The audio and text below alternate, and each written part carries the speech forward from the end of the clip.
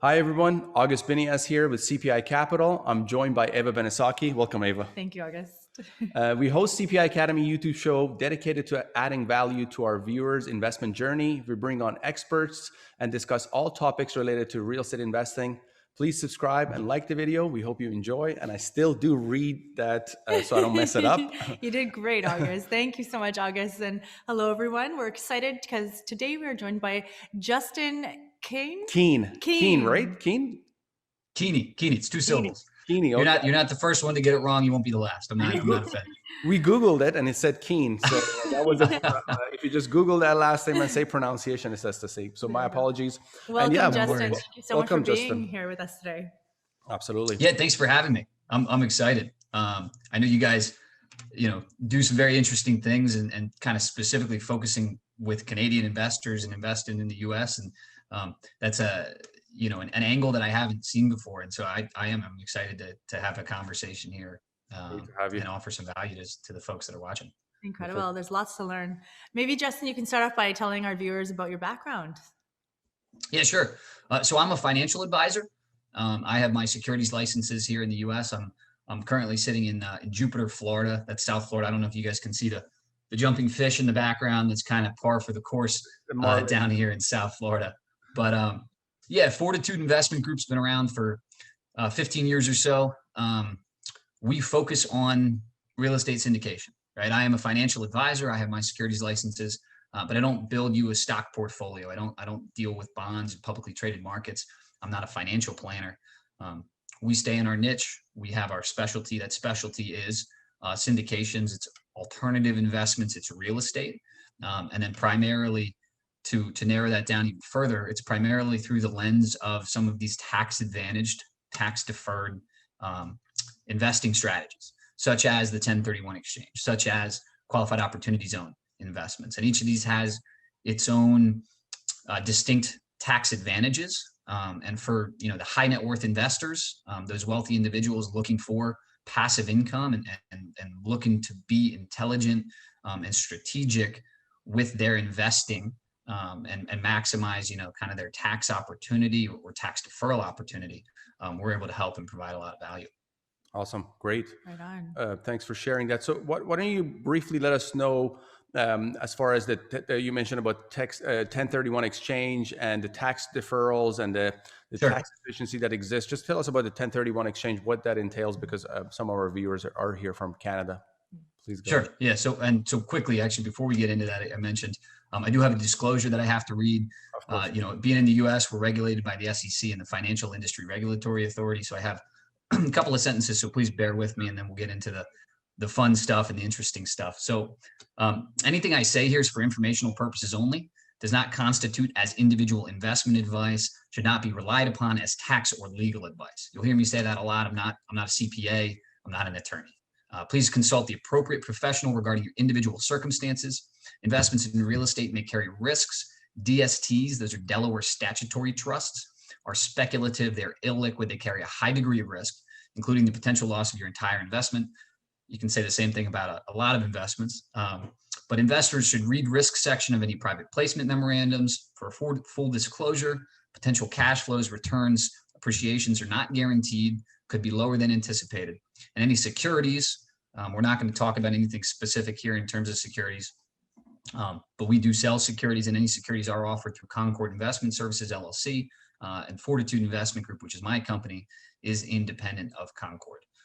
So with that out of the way, that mouthful, yeah, we could jump into the 1031 exchange. So it gets its name from Section 1031 of the Internal Revenue Code of the U.S. Tax Code, and it allows for tax deferral of capital gains taxes, so long as you reinvest the monies into additional real estate.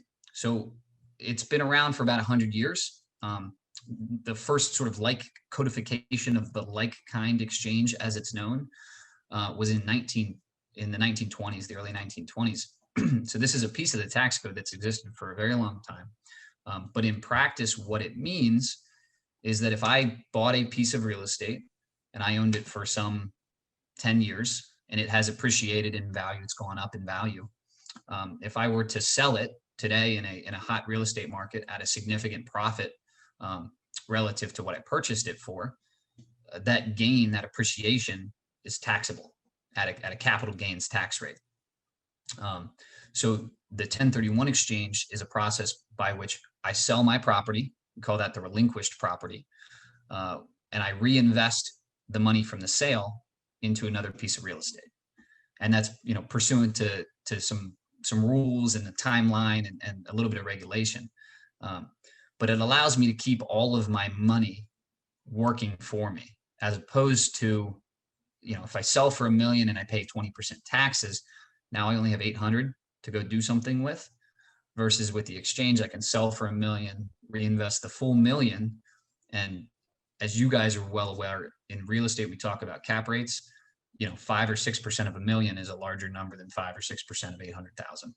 Sure. And that stimulates the economy as well, gets the money working. People are obligated to buy more real estate. So Yeah. Exactly. That's an incredible part about it. It's unfortunate that we don't have any kind of tax deferral such as 1031 exchange. But now just a couple of other quick questions. When you're saying I or me buying a piece of real estate, is that an individual? It could also be a company, or can it be both? Any taxpayer. So we see individuals doing exchanges. A lot of real estate investors, on the smaller side, own properties. They own a residential rental property through an LLC. So your LLC can do the exchange. If you own a piece of commercial property with a couple of partners, the partnership can do an exchange. I just submitted paperwork. We just completed an exchange for an S corporation down here in South Florida. So it's any taxpayer can perform an exchange. Okay, that's awesome. And right before we started, you're kind of mentioning watching the news and up and coming discussions about the 1031 exchange. Can you Sure. maybe tell us about the forecasted of what's going to be happening moving forward, possibly? Sure. Yeah, possibly, right? I can't, if I had a crystal ball, I'd be a lot wealthier than I am. Same. But yeah, so the Biden administration, so Joe Biden was recently elected in the US. One of Joe Biden's sort of campaign topics was implementing some new tax law, some new tax legislation.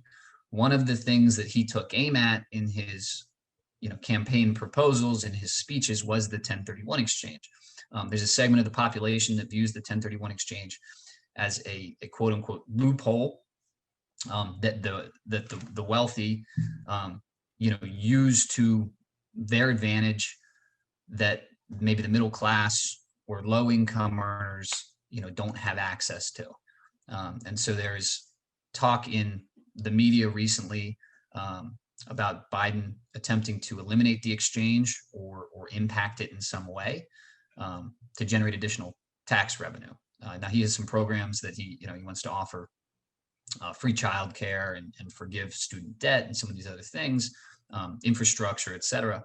Some of these things are expensive, and his way to capture additional tax dollars is to come at some of these tax advantages that real estate has enjoyed for a long time, be it the 1031 exchange or a stepped up basis at death.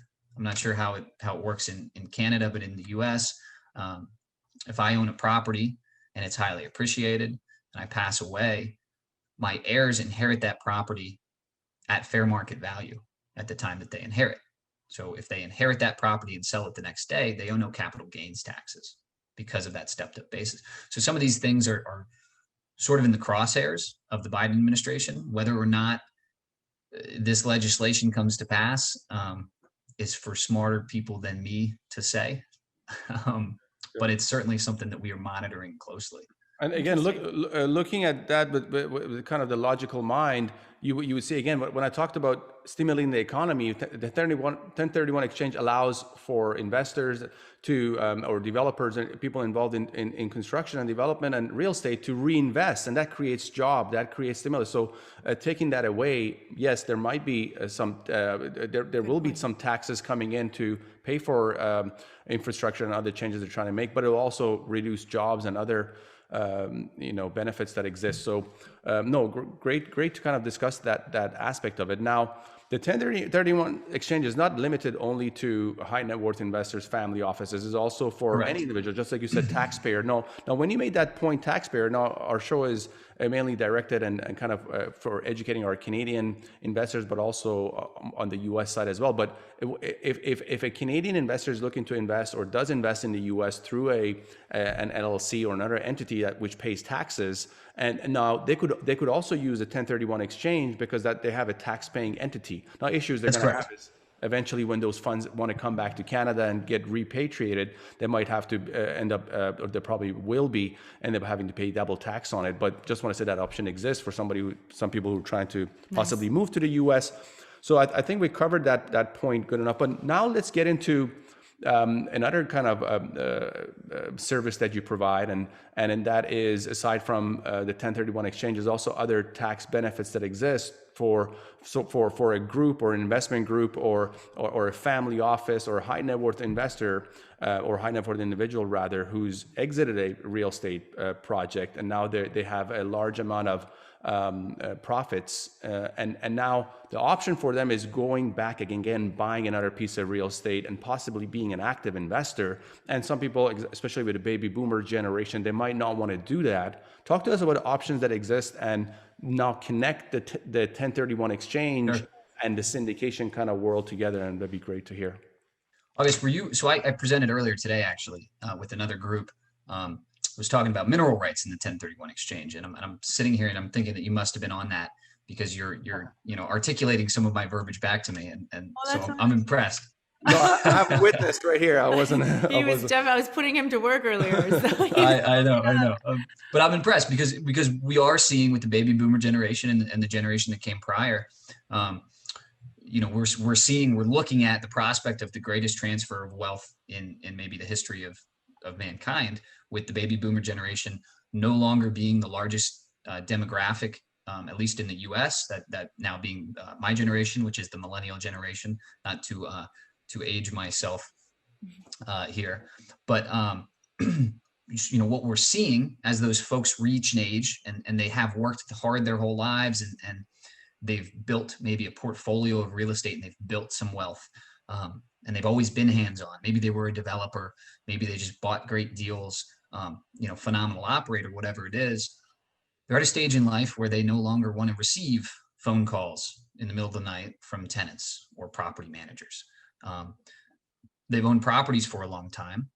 They have highly appreciated assets. The market is very highly appreciated right now. COVID has done something very strange to the real estate markets. I'm sure everybody that's watching is pretty familiar with that.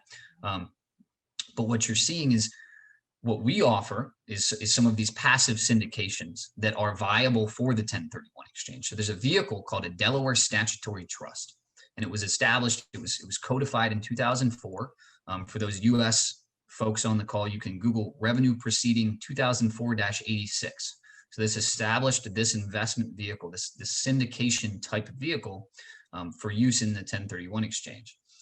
So what we see is these baby boomers, these older investors, selling their highly appreciated assets, performing a 1031 exchange, so they don't owe $1 million in capital gains taxes, significant tax liability, performing that 1031 exchange and reinvesting into passive real estate investments, into fractional ownership, a piece of an e-commerce distribution center, a piece of a Class A multifamily property, right? You take your $1 million, you split it into 4 pieces, and you're able to diversify around the US. You're able to get into triple net retail. You're able to get a piece of an e-commerce center, get into a portfolio of self-storage, et cetera. And these are, as your viewers, your listeners, I'm sure are aware, these are syndications that are operated by folks like yourself, sponsors that are in this space to offer value to investors that have an expertise and a track record that can show you, hey, listen, we've gone full cycle on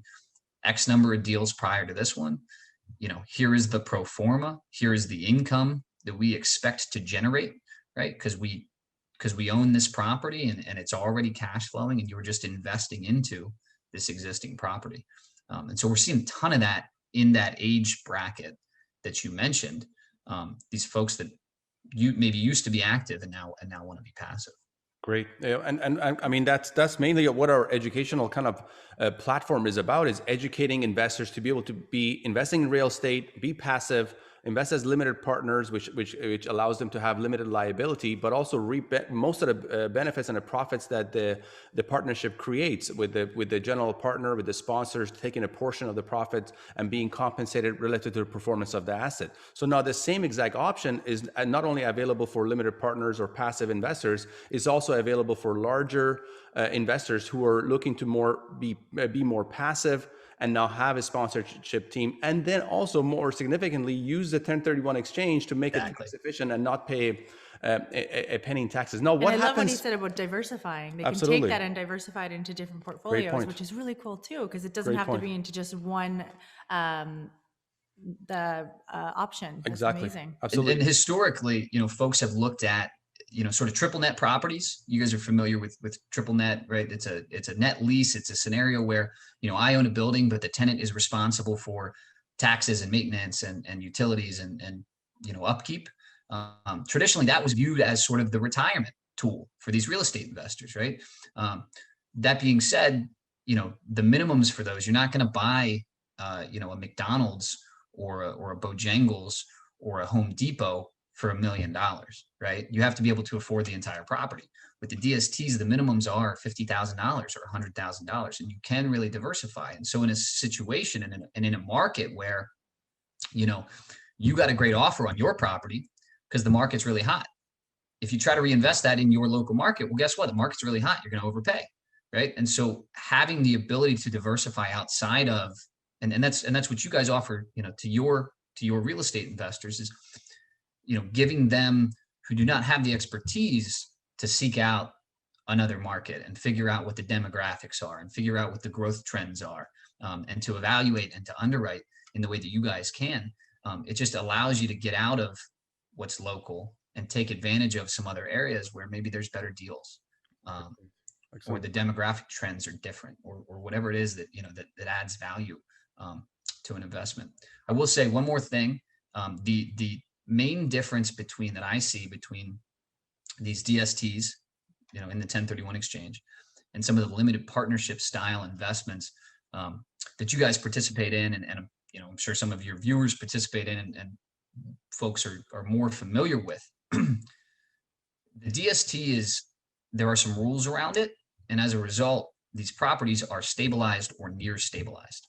So these are not intended to be home run balls. They're not intended to have a ton of upside. Their goal of the DST is current cash flow, and it's protection of principal, and you have exposure to real estate appreciation. But these value add deals that you see in the LP space, where maybe you're buying an old property that's 60% occupied, and you're really putting in a lot of elbow grease and really seeing a lot of appreciation. That's a different type of investment. That's, folks should call you guys. But for the folks that, own real estate and are just looking for steady cash flow, current cash flow, and to protect what they've built, the DST can be a great tool. Great. And DST, that's abbreviation for? It's a Delaware Statutory Trust. Great. I appreciate it. Now let's kind of look long term and go through the whole cycle of a syndicated investment where somebody who is benefiting from a 1031 exchange is investing into. What happens at the end of that term? Do they now have to? They're obviously being repaid their investment. Do at that time they again make the decision of where to invest their surplus and their initial investment, or what happens? Yeah, correct. Yeah, correct. So the DST is treated as if it's, tangible real estate, fee simple real estate, in a 1031 exchange. And so, the hold periods for these vehicles are going to be, the maximum hold is going to be 10 years. It's generally going to be dependent on the sponsor and the strategy. Nothing is guaranteed. They have the ability to exit or full cycle when they feel it is the most beneficial to the investors. But it's generally going to be prior to 10 years. But at which point investors have the same option that they had initially, which is I can take my money from the sale of this DST and do a 1031 exchange and go buy an investment property down the street that I'm going to manage myself. I can take the money and do a 1031 exchange into another DST, or I can take the money and I can pay my capital gains taxes. Got it. Okay, Got it. got it. And if they want to take a portion of that earnings they've made, they could always do that. But they just need to pay taxes on that portion, the dividends there. Correct. However, that is great. Yeah, that's correct. You know, we see folks do partial exchanges. You do pay taxes on the piece that you do not reinvest. Got it. And I believe you're more focused on the family office, the high net worth investor for the model. And if you may please explain to us, what is a family office on a high level, or what is considered a high net worth investor in your kind of field? Yeah, sure. So a family office is kind of a colloquial term.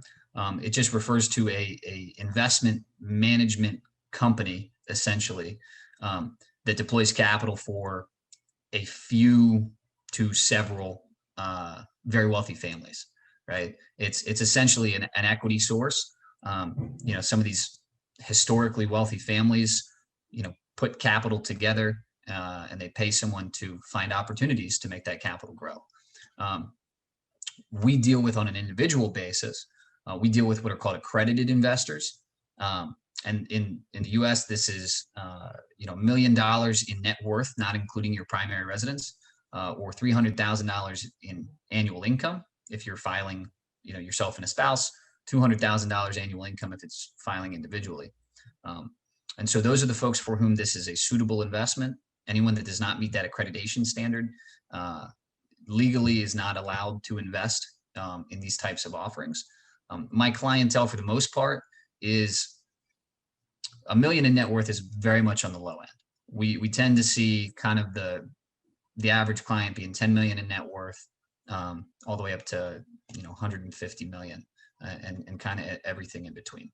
Awesome. Great. Thanks for that. So now let's switch the conversation a bit and talk about the interstate migration that's happening within the U.S. Who would have ever thought people moving out of California and New York into warmer states? So now, talking about you know, building wealth and talking about, you know, making the right investments. You have a couple or a family who've lived in California for a long time. They own a bunch of real estate. Now they've decided to move to Arizona or Texas or North or South Carolina or Florida. Now they sell one of their properties and they end up with a huge amount of gains. Let's say, in, you know, millions of dollars or tens of millions of dollars.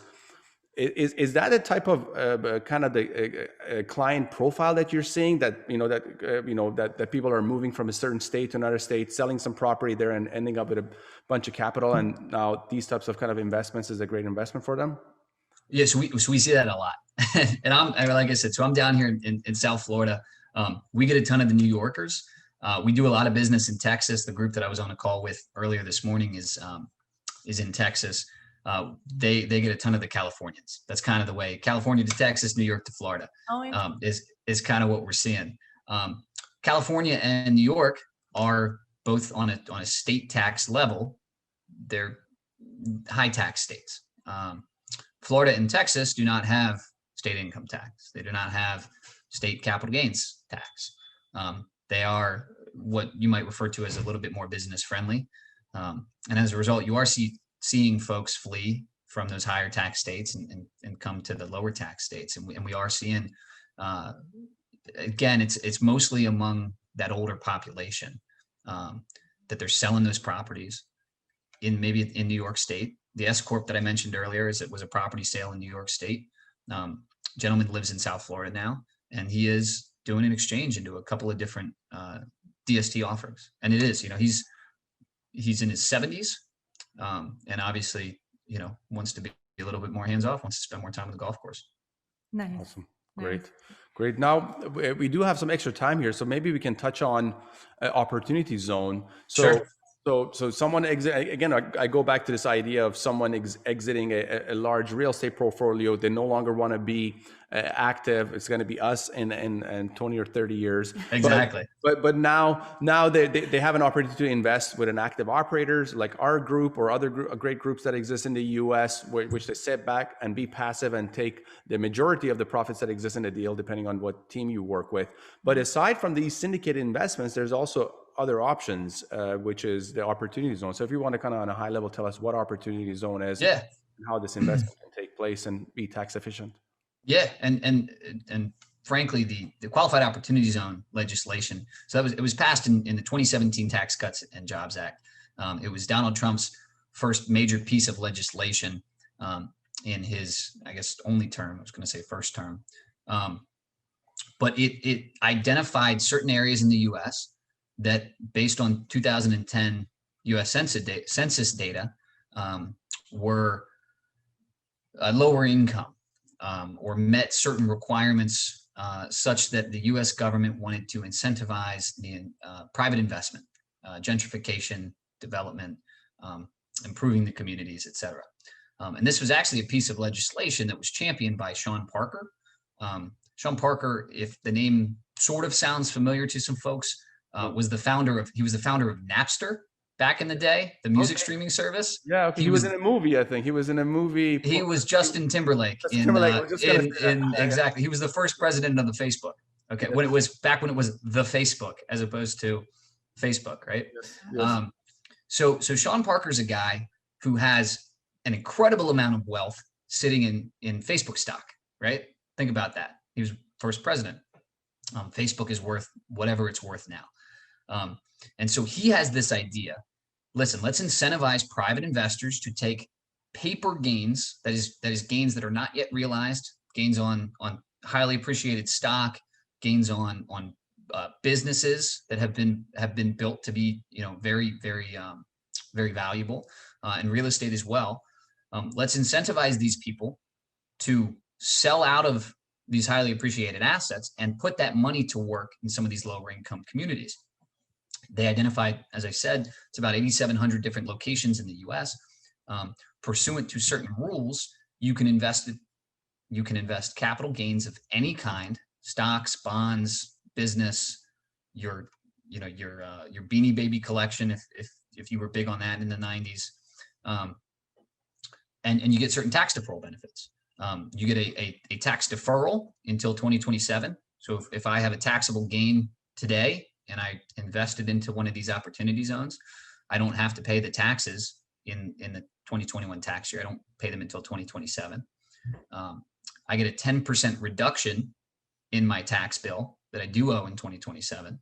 And then the last piece, which is really kind of the home run, the main draw of the legislation, is that any growth you see on that investment, assuming you hold it for 10 years, is totally tax-free. And so what we're seeing in the opportunity zone space is most of these are ground-up development projects. And the reason for that is the legislation requires a doubling of your basis, right? They don't want you to buy a building, slap a new coat of paint on it, and call it an opportunity zone fund. The idea here is to improve the area, right? So what we're seeing in the real estate space is either development or redevelopment projects. And so if you're a qualified opportunity zone fund, and I have a client who sells stock and has significant amount of gain, and they reinvest that money into this opportunity zone fund, and it's a multifamily development project, and the developer builds this thing, and we get it stabilized in year 3 or year 4, and then for the next 6 years it's cash flowing for us, and that's income to the investor. At year 10 or year 11, the market is such that the sponsor looks around and says, hey, it's a great time to exit. We're gonna get a great dollar figure for this project that we've built and we've stabilized. You sell. All the gain from the sale of that property is tax-free to the investors. Incredible. And that's not, the folks that are smarter than me talk about this being an opportunity that we haven't seen in a lifetime, in terms of having the ability to grow your money and then not pay those capital gains at all. Incredible. Now, really quick question: is there any caps on the rents that are being offered in these places, or is there any cap on the sale price? So there's no cap on the sale price. There are certain regulations in the opportunity zone legislation itself that is geared towards stimulating the local economy or improving the local community. This does not have to be affordable housing. Right? These can be Class A properties. So there's no sort of cap there, right? We're not getting into like low income housing with these projects, or I mean, you can, but you don't have to. But so there's in theory no limit on the profit that you can make on these projects. Incredible. Very cool. Just listening to you and listening to all the tax benefits and the business friendly rules and regulations that exist in the US, just us here in Canada. I mean, it shows like, look at us, our group. We get this question asked all the time from our friends, families, business associates. Why don't you guys do the same business model you're doing in the US here in Canada? Yeah. Because these tax benefits don't exist. Canada is not a business friendly nation, or the provinces we live in. It's great to live here, but it's great to live here. I mean, there's definitely certain benefits that exist. I mean, we love being Canadian. Free healthcare and many other stuff. But as far as business, I mean, the US just blows us out of the water. And hey man, especially for real estate, we really appreciated your knowledge. We really enjoyed having you on, and you're very knowledgeable guy, so we're lucky to have had you on our show. We definitely, and we also kind of we'll definitely advertise this more on our other different platforms. But if you we ask every one of our guests the last question. Now, what would be your number one advice that you would give to a passive investor or someone looking to start passively investing in real estate? So we're talking specifically passive investment, right? Yeah.